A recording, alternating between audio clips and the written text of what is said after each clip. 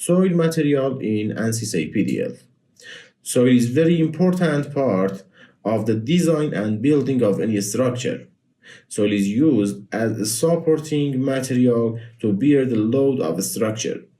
Soil is different than any other material that we work with in structure.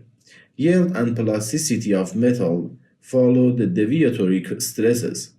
The yield surface of such materials in principle stresses space in cylindrical, but the yielding of plasticity of material such as soil and rock, which we describe using the drucker-prager material model, have a constant yield surface in principle stresses space.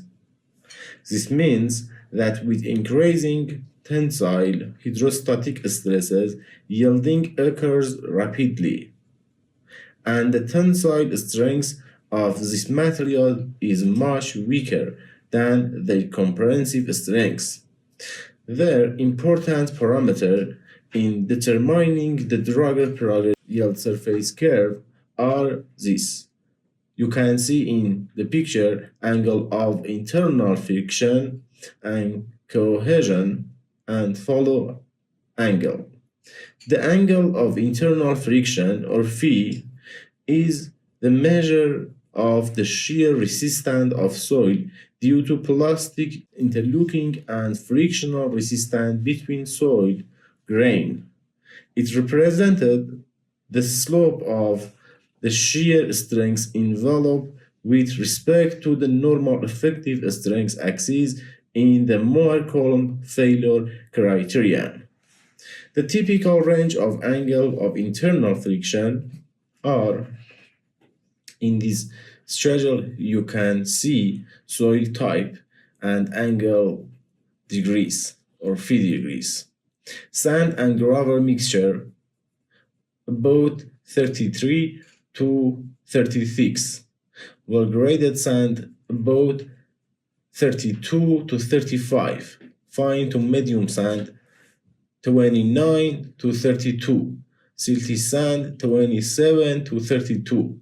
Silt is 26 to 30. Second parameter is cohesion of soil, or C. In this graph you can see this cohesion. The cohesion of soil is the shear strength that holds particles together, independent of confining pressure, represented the soil's inherent ability to stick together and resist shear failure even when normal stress is zero. Cohesion is one of the two shear strengths in Moore-Coulomb failure criterion, and flow angle that predict the flow rule, that is how the plastic strengths develop beyond the yield of the material. These three parameters that is explained are the key input for defining soil materials nonlinearity in ansys. Now run ansys apdl. An important note is that before defining the soil material, you must first define the appropriate element type, whether for two-dimensional or three-dimensional modeling. We have complete tutorial video on element in ansys, which I strongly recommend that you watch after ensuring the appropriate element type of soil modeling has been created.